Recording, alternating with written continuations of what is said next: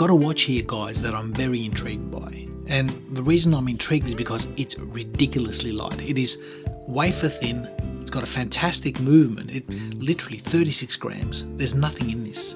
Now the watch is from Botta Design Germany, and the reason I say that I'm intrigued is because in old school thought, when you buy something that costs as much as this, you expect a heavy, solid watch with plenty of wrist presence. But as I said, that's old school thought. And just recently, one of my friends purchased a Ferrari, and his car costs twice as much as the standard model, and yet he got half as much car because half the parts are missing. So yes, it can cost more to get less these days. Go figure. But on a serious note, I did say that old school expectation on a decent watch should be heavy, solid and plenty of wrist presence. And this watch, coming in at 36.5 grams, well, 2 out of 3 ain't bad.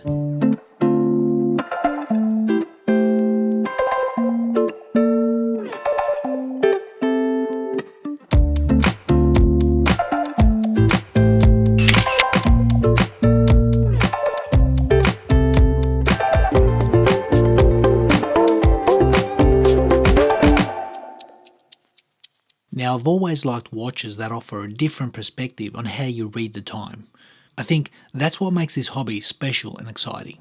We've got so many watches that have specialised complications, like tourbillons, minute repeaters, regulators, chronographs. You got your standard three-handers, and in my hand I've got the most simplest, minimalist design, a single-handed watch. Now, each one of these watches tells the time, and each has its purpose. Because I think this watch has so many exceptional things going for it, apart from the price, of course I'll get to that, but it could also really benefit from a tweak here and there. Not much, but enough to make this a proper spec monster, worth its weight in gold. Well, not worth its weight because this thing is so light, but giving this more bang for your buck. So I'm going to share in this video my room for improvement section regarding what I think this watch could benefit from. Nonetheless, you saw the pop-up. Botta Design has sponsored this video. This watch has been sent out without the need for it to be returned. So I will of course leave all the appropriate links in the description section, so feel free to check this out or any other watches that catch your attention. Firstly, let me share the specs of this watch.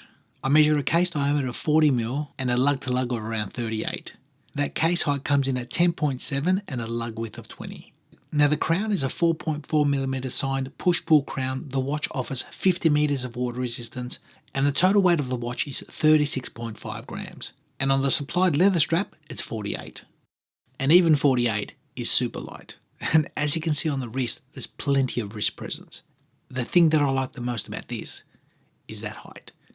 I know the specs say it's 10.7, but I tell you what, this thing here wears like an 8mm watch. 8mm thereabouts. Super comfortable, super lightweight, really love the profile. Now during the week as I was wearing this watch, I actually forgot that it was on my wrist plenty of times because of its footprint and because of its physical weight.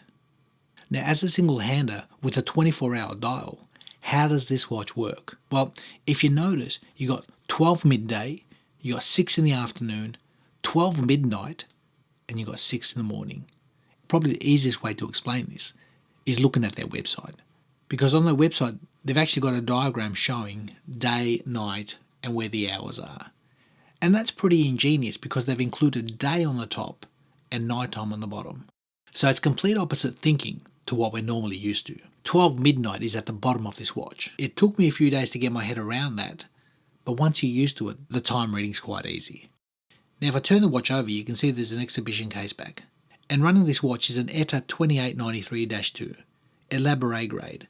It's very similar to the movement that was in my first generation Omega Aquaterra, excluding the coaxial escapement of course. It's thin, it's reliable, and it's extremely accurate. And this movement has been running pretty much flatline. Now my question is, do you need such an accurate movement in a watch like this with a single hand? Well, you don't, but it's nice to have. And I think that case shape, the way it folds down, it really aids in wearability as well as using that crown, because you can easily get your fingers under there and grab that crown. Remember, it's only a 4.4mm crown, but its knurling and usage is exceptional. Now the crystal on this watch is a sapphire crystal. It's double domed, it's got a subtle hint of blue AR. In usage it's been very good. I've not had complete washout at all, so I think in that regard they've chosen well. Now looking closely at that leather strap, it's got a bit of a rubbery feel to it. It's very malleable. It tapers from 20 down to 18. I think the texture and the colour suits the watch, especially the fact that it's also got a signed black tang buckle, which does suit that bezel. So styling wise, I think they've done really nicely here. Albeit it would have been great to have quick release spring bars, just for easier strap changes. Now I mentioned at the start of this video that this watch is expensive, and I hope you guys are sitting down because this watch comes in at just over $3,700. And this is the time where you start to hear some tumbleweeds in the room and some chairs falling over. But even more so, this particular model that I've got in my hands is a special edition. Yes, you guessed it, it's a limited release. There are only 100 units made of this particular watch, but in fairness to Botta, I actually asked for this particular watch because I like the colorway and the layout. So when they asked me to review a watch, I said, guys, I really like the look of this, send it down. There are less expensive watches and non-limited releases on their website, and this was my personal choice. So I'll take some of that blame. Now on that note, I did say that I was going to have a section called Room for Improvement, and this is my personal section, which I think this watch, I actually really like it. I've bonded with it. It's been easy on the wrist, but there are some areas which I really would have loved to see to dial this up to 11 and maybe make the outlay of cash just that little bit more palatable. And my first room for improvement, or what you want to call gripe, there is no lume on this watch. Now it's not a deal breaker, but I would have loved to see lume on the 12 midday, 6 in the evening, 12 midnight and 6 in the morning, as well as that handset, potentially on the tip. It just would have been really nice for indoor usage. Next, the water resistance. I would have loved to see an increased water resistance to at least 100 meters or more. The watch offers 50 meters. At the moment, it's not a screw down crown, so increasing the water resistance, it just would have been a more practical watch and open up a wealth of uses as far as water activities go. However, if they had to increase the water resistance and change the case dimensions, happy to leave it as it is, because the dimensions and the weight presence on the wrist is just ideal. Next room for improvement, the price. It's expensive. I mean, there's no two ways about it. It is expensive. In fairness, there is a quartz version of this model, being an anniversary watch, and that takes quite a bit of the heat off the price. However, as a quartz coming in at $1,200, that's pretty steep too. Now the movement on this one has been rock solid. It's been running perfectly, literally flatline on the time grapher. Now, do you need that sort of accuracy in a single hander? And if this was going to be a one watch collection, well then I get it. You'd have a watch that's extremely accurate. The only time you'd ever find yourself hacking the crown is to change that date once a month or every couple of months as needed, because you'd never see an inaccuracy of time on that single hander over the period of a month. Nonetheless, moving on, third gripe or room for improvement, the strap. I think the strap could have offered quick release spring bars. It just would have made strap changes so much easier. And honestly, at this price point, a bracelet would have been nice. I know they do have it as an option on their website. It's a couple of $100 more, but when we're looking at $3,700, I would have liked to see a bracelet and a strap thrown in, just for good measure. And my last gripe or room for improvement is legibility. Now it is super clean, but older eyes might struggle with that font size, especially in indoor environments where the light is more subdued. But honestly, the positives of this watch, the crown, it's surprisingly good. In fact, it's ingenious. That is a 4.4mm crown, incredible knurling, super easy to use and grab and wind. As I mentioned, especially with that case design, the way it falls straight down, it easily allows your finger to manipulate and use this watch. And I've got to be honest, I never thought I'd be praising a 4.4mm crown and saying it is that good. This is that good.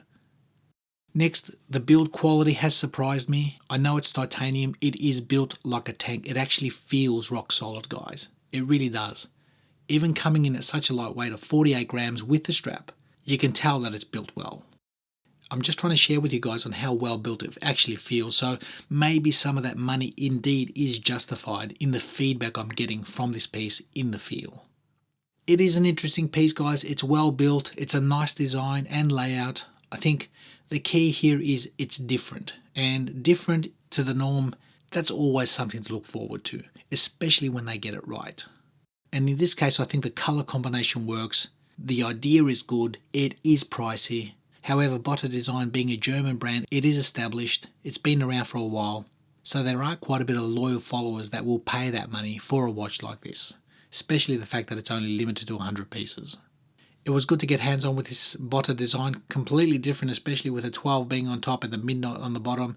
It did get a bit of getting used to, but after several days, you really didn't even know that the watch was on your wrist, but it was good to glance down and get a gauge on time in a piece that to many people doesn't look like much. There's no bling factor here, but it's more of a fun design. Thanks again, be well, be happy, continue to enjoy this hobby, and we'll see you in the next one.